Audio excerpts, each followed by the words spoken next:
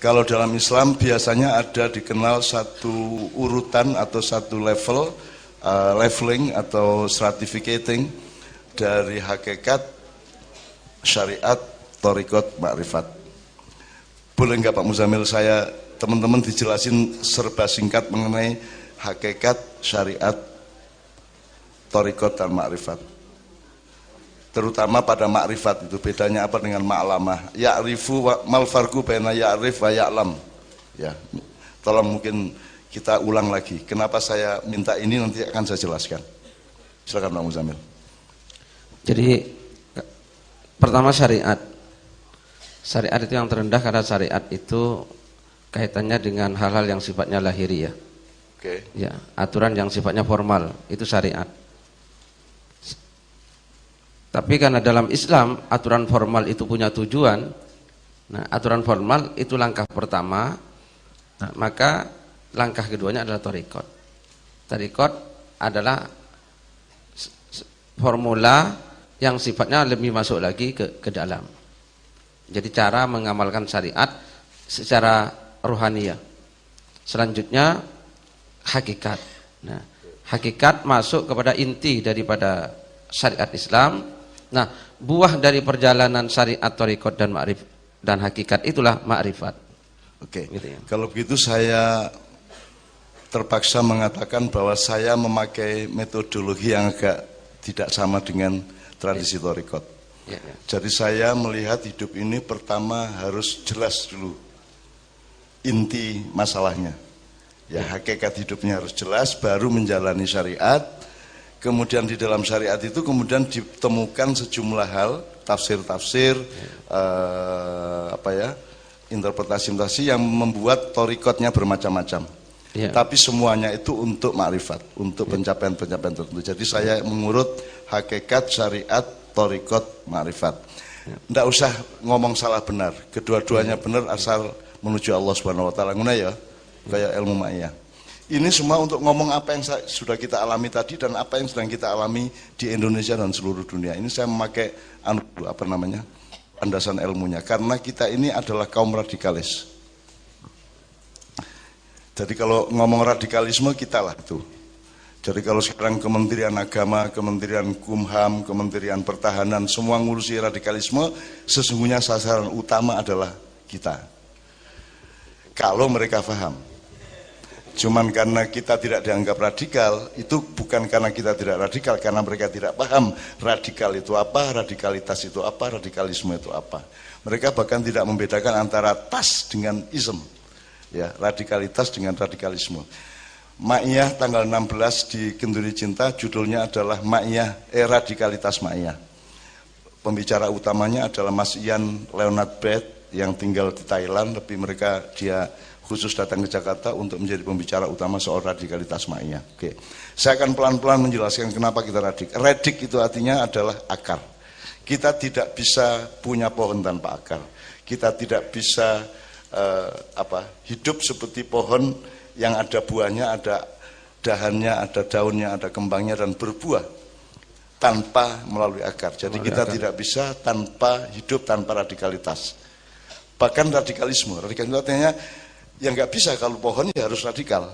Jadi itu ya isme juga gitu ya. Tapi nanti dulu saya akan jelaskan dulu kenapa saya tanya Pak Muzamil. Jadi kalau urut-urutannya itu hakikat menuju syariat, itu pemimpin kita, marja kita adalah Cak Fuad sama Pak Muzamil. Karena beliau yang sangat jelas memahami setiap butir dari syariat Islam dan syariat kehidupan yang diambil atau diwacanakan atau dicerminkan pada hakikatnya. Kita misalnya, jadi hal-hal yang menyangkut hakikat menuju syariat itu guru kita adalah Cak Mib sama Pak Muzamil. Dari syariat menuju thariqat, ya karena thariqat ini kan butuh ijtihad, butuh fenomenologi, butuh apalagi tajdid ya dan seterusnya, pembaruan, pencarian hal-hal yang baru, inovasi, invensi dan seterusnya, itu dari syariat menuju thariqat. Nah, syariat menuju thariqat itu Anda bisa bersama Syekh Nur Somad, Yai Tohar, Yai Toto Raharjo dan lain-lain ya. Jadi ini saya malam ini bikin kabinet. Pokoknya urusan hakikat syariat itu Cak Fuad sama Pak Muzamil. Karena beliau yang bisa menjadi marjak kita, menjadi rujukan kita, sangat menguasai masalah soal itu. Apalagi Cak Fuad adalah anggota Majelis Umana yang mengurusi bahasa Al-Quran dan bahasa Arab sedunia. Ada di tangan Cak Fuad dengan 9 orang yang lain. Kemudian dari syariat ke Thariqat, Pak Nur, Kiai Syekh Nur Somad, Kiai Totok dan lain-lain. Kemudian dari Thariqat ke Makrifat untuk aplikasi dan pencapaian-pencapaian. Nah, maka tolong agak dijelasin, Pak. Makrifat itu gini. Yang untuk Thariqat sama Makrifat saya serahkan kepada Anda dan Sabrang. Sabrang dan Anda harus melihat ke depan. Anda harus mempelajari semua dari hakikat ke syariat sampai Thariqat sampai Anda menemukan makrifatnya. Anda harus lebih tahu dari semua orang yang lain di dunia apa yang akan harus Anda tuju. Karena Pak Muzamil, sebelum saya mohon menjelaskan mengenai makrifat, kita ini hidup di tengah satu sistem internasional atau nasional yang kita tidak sepakat dengan rule of the game-nya. Rule of the game itu apa? Iki bal-balan ta pingpong lah ngono. Iki jentik ta jumpritan. Lah kono jumpritan kini jentik. Terus dikon balapan ya apa? Kita ngerusak jumpritan yo gak gelem ya toh. Tapi kalau kita memaksakan jentik ya mau. Jadi kita sedang hidup sebagai ghuraba atau orang-orang yang terasing. Saya merasa seperti itu. Nah ini kalau saya ngomong Indonesia, ngomong dunia, ngomong ideologi, ngomong Renaissance, ngomong apa saja, sangat kelihatan bahwa nanti saya akan tanya sama Pak Muzamil. Nah sebelum itu kenapa kok, jadi kalau sampean main sepak bola, golnya apa? Tujuan utamanya apa? Ngegulin. Kalau sampean main volley, tujuannya adalah angka, bukan nyemes kan Thariqatnya. Ya, angka. Skornya berapa? 15 apa 21? 25 sekarang. Oh ya, jadi kan sepak bola sama voli kan beda. Nah kalau Anda adalah orang voli di tengah orang sepak bola, Anda tidak perlu rewel. Anda main voli sendiri aja, kan gitu. Wong tujuannya beda, goalnya beda, end game-nya berbeda. Ya, end game-nya ya. Sekarang kan Anda nonton film end game itu ya. End game-nya beda, lu beda. Jadi sampean ke sana, saya ke sana. Sejak saya SD saya sudah merasa bahwa ini dunia maju ke sana. Saya ke sana. Sehingga saya waktu SMA saya sudah menulis puisi mengenai orang-orang mundur ke depan, orang-orang maju ke belakang. Karena menurut view saya gitu tuh nggak maju, menurutku mundur ya. Nah, nanti saya akan tanya detail kepada Pak Muzamil. Sekarang tolong, nah makrifat ini supaya nggak serem-serem. Makrifat itu tolong jelaskan Mas Amil. Makrifat itu apa yang disampaikan oleh Cak Sot tadi? Pengertian. Pengertian. Jadi setelah kita jalankan syariat dan thariqat, akhirnya kita kan dapat pengertian-pengertian, dapat pengetahuan-pengetahuan. Nah, pengetahuan itulah makrifat. Dari belum pernah nonton TV terus nonton TV itu satu makrifat kecil. Makrifat, iya. Belum pernah kawin terus rabi itu makrifat. Iya. Begitu malam pertama, waduh kok gak biyen-biyen, ngono kan gitu kan. Itu makrifat ya. Makrifat. Itu makrifat. Oke, jadi jelas ya Mas ya. Jadi jangan diserem-seremkan, jangan dimistik-mistikkan. Apa saja yang sifatnya Anda belum pernah mengalami kemudian mengalami, Anda belum pernah tahu kemudian tahu, Anda belum pernah mendengar kemudian mendengar, itu namanya makrifat. Jadi tinggal levelingnya, makrifat rendah, makrifat sedang, makrifat tinggi, makrifat jauh, makrifat sedang, makrifat rendah, dekat dan seterusnya. Oke. Saya ingin cepat-cepat karena ada paket yang saya ingin kasihkan kepada Anda. Nah, dari situ saya sebelum tanya lebih lanjut kepada Mak Muzamil, Cak Fuad tadi kan mengatakan bahwa yang paling berat itu kan mengontrol batin. Ya. Nek mengontrol perilaku nu kate nang doli ganti duit terkontrol wis. Gitu ya, ya. Ya tak gak? Mulane aja akeh-akeh duitmu, ya gitu. Jadi tapi kalau batin ini kan nggak bisa. Arek wedok iku ya piro ukurane BH-ne ya masyaallah ya. Wis gak terkontrol kene ya. Gitu ya. Iku kira-kira 36,5 ya. Gak, 38. Kan itu batin sangat sukar kantor gitu sekalian ya. Ini saya masih kami sosolan, saking akeh sing tak kepingin tak sedekah nang awakmu. Tanpa beban apa-apa dan Anda tidak terikat oleh omongan saya. Anda merdeka dengan diri Anda masing-masing. Itu ciri ma'iyah, Anda berdaulat. Sing penting yastami'unal qaul fayattabi'una ahsana. Nah, Anda yang menentukan wayattabi'una ahsana, yang terbaik menurutmu yang engkau lakukan. Tidak harus seperti saya. Kon gak kudu dadi apa-apaku, kon gak kudu dadi anak buahku, kon gak kudu dadi umatku atau santriku. Ya, setiap orang berdaulat karena besok-besok kita juga akan bertanggung jawab kepada Allah sendiri-sendiri masing-masing. Paling pol dengan keluarganya kan gitu. Nah, ini ada salah seorang jamaah ma'iyah. Anda tahu jamaah ma'iyah itu bisa dihitung tak gak? Bisa dihitung? Sing teko di Padang Bulan dan 63 ma'iyah yang lain aja gak bisa dihitung. Apa meneh sing kepethuk aku di terminal njaluk foto. Apa meneh sing alah supir taksi cerita tentang ma'iyah tuh. Wow. Wah, ini kok roh temen iki wong Suketang. Jadi saya di mana-mana ketemu jamaah ma'iyah, jadi saya nggak mungkin menghitung jumlahnya. Saya tidak bisa mengatakan yang di depan saya itu misalnya 40%, yang di luar yang tidak saya kenal 60%. Mungkin tidak. Mungkin yang di depan saya ini hanya 5% atau hanya 2%, 3%. Tapi yang di luar sana sangat banyak. Nah, salah satu jamaah ma'iyah itu pernah mengalami rasa sia-sia hidupnya Pak Muzamil. Terus dia pergi ke kuburan-kuburan. Dan dia tidak peduli diomongi klenik, diomongi syirik, sak pitulure. Aku iki mek kepingin ndolek nggon sing sepi. Ya, gak akeh suarane wong, ya. Kan gitu kan, rasional kan? Terus aku kepingin njaluk nang Gusti Allah, kepingin donga sembahyang di kuburan cek tambah khusyuk. Aku kepingin nang Gusti Allah njaluk, ya apa carane urip ki manfaat. Terserah manfaat apa sing dianugerahkan oleh Allah. Akhirnya bertahun-tahun dia ke kuburan, kemudian pada suatu malam dia didatangi oleh tangan dan tongkat.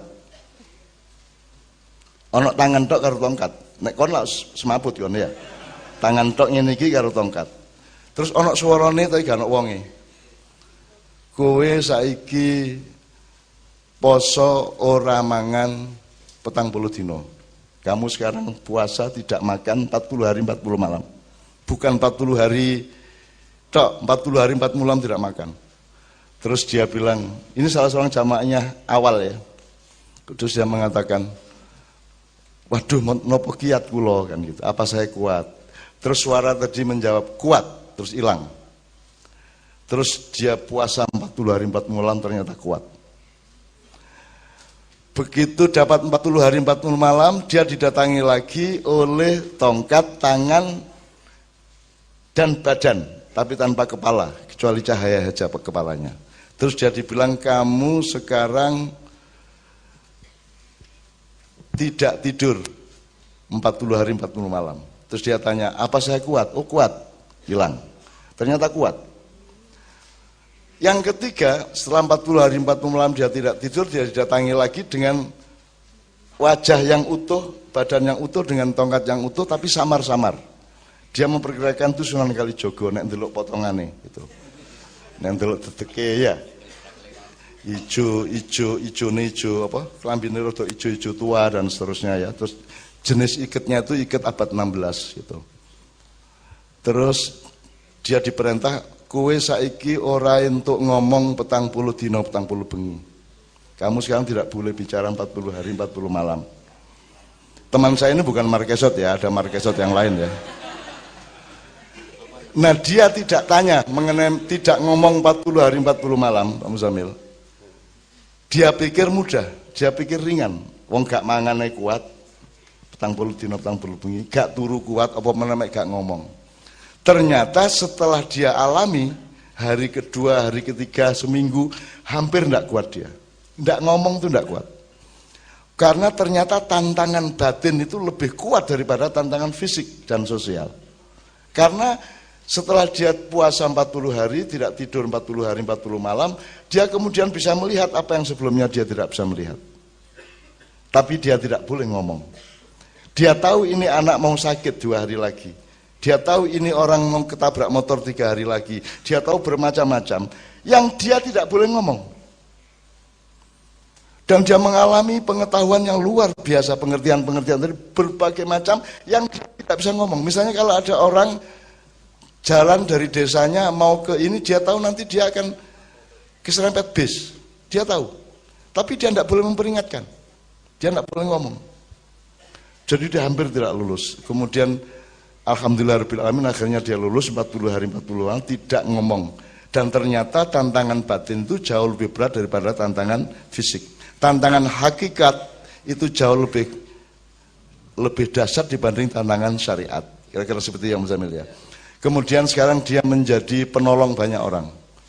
Dia bisa mengoperasi orang tanpa bius, dia bisa ngerti penyakitnya orang dan seterusnya. Pokoknya dia sekarang kerjanya menolong orang dan sudah hampir 15 tahun bersama saya. Dia lulus tidak minta bayaran kepada siapapun saja, dikai alhamdulillah, gak dikai gak masalah. Jadi dia bersih dari keinginan fisik, kapitalisme, komersial dan seterusnya. Saya ingin mengatakan kepada Anda semua bahwa sekarang berarti nomor satu sekarang ini Anda revolusi batin, radikalisasi batin Anda. Karena Pak Muzamil, saya tanya Pak Muzamil, kalau Pak Muzamil mengenal di Quran atau mungkin hadis Rasulullah SAW, informasi Allah mengenai manusia, aku menciptakan manusia gini, aku menciptakan Adam begini, aku menciptakan kehidupan begini. Kalau menurut Pak Muzamil, ini umat manusia di dunia ini lulus enggak sekarang ini? Tidak lulus. Tidak lulus. Kecuali ada beberapa yang lulus. Maksud saya menyeluruh. Ya, mungkin individu-individu iya, banyak yang lulus. Tapi secara keseluruhan yang tergambar dari sistemnya, mekanismenya, strukturnya, dan lalu lintas dialektika, politik, ekonomi, kebudayaan dan seterusnya, menurut Pak Muzamil tidak lulus. Tidak lulus. Ya. Andaikan dirapotkan itu nilainya berapa manusia sekarang ini? Di bawah 50. Di bawah 50. Di bawah 50. Ya, di bawah 50 ya. Jelas ya. Berarti semua yang Anda kenal, demokrasi, apalagi termasuk UUD 45, Pancasila, dan semuanya itu tidak membawa manusianya untuk lulus di hadapan Allah menurut gerambiangan atau pengetahuan mendasarnya Pak Muzamil. Di bawah 50. Gitu ya. Sebagai manusia loh Pak Muzamil. Kalau sebagai muslim atau mukmin, apalagi. Jadi kalau tadi itu 40 sekarang 30 gitu ya. Ya, wong sekarang muslim itu tengkar terus. Padahal muslim itu gak boleh tengkar. Wong muslim itu menyelamatkan orang. Sekarang pekerjaan utama orang Islam saling nyinyir, saling caci maki, saling menyakiti, saling pokoknya kalau gak mencelakakan orang gak. Ya, tapi kan sekarang mendekati FPI. Gitu ya. Ya, tapi itu nanti. Ya, Oke. Kalau sebagai khalifah, gak lulus juga.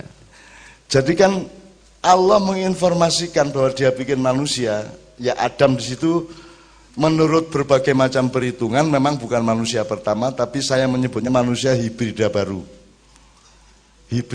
Jadi dulu sudah ada manusia tapi gak ngene iki, cek gurung wongkul, cek gurung koyo ngene iki gitu ya. Nah, Allah maka tidak mengatakan ini khaliqun nas. Ya, tapi ini jailun, satu jailun. Apa bedanya jailun sama khaliqun, Pak Muzamil? Kalau khaliqun menciptakan sesuatu dari gak ada sama sekali, gak ada bahannya. Menjadi ada. Ada. Kalau jailun ada bahannya terus dijadikan sesuatu yang lain. Kalau khaliqun itu Allah menciptakan padi. Tapi kalau jailun itu padi dijadikan beras. Nasi. Jelas ya? Nasi ya. Nah, Allah menginformasikan mengenai Adam tidak menyebut namanya satu. Iya. Tapi menyebut fungsinya atau tugasnya, yaitu khalifah. Khalifah ini dengan khilafah hubungannya apa, Pak? Kalau khalifah itu orangnya, kalau khilafah itu pekerjaannya. Apakah itu menjadi otomatis bahwa seorang khalifah harus mengerjakan khilafah? Kalau tidak mengerjakan khilafah bukan khalifah namanya. Gitu. Jadi Allah sendiri yang sejak awal bikin Adam sampai ke kita ini disuruh jadi khalifah. Sekarang kita anti khilafah loh. Kita sekarang anti khilafah loh. Ya toh? Pernyataan resmi loh dari pemerintah loh. Ya. dan berbagai macam lembaga Islam sendiri anti khilafah. Meskipun khilafah itu cair. Betul. Khilafah tidak sama dengan HTI, khilafah tidak sama dengan Wahabi, tidak sama dengan apapun yang lain, kan gitu. Betul. Khilafah itu sesuatu yang harus ditorikoti, dikenali hakikinya, kemudian disusun syariahnya. Jadi khalifah atau khilafah, ya, apa itu namanya? Kata bendanya Pak, itu khilafah itu apanya kalau bahasa Arab? Khilafah itu masdar. Masdar. Ya, kalau khalifah itu Fa'il. fa'il. Oke.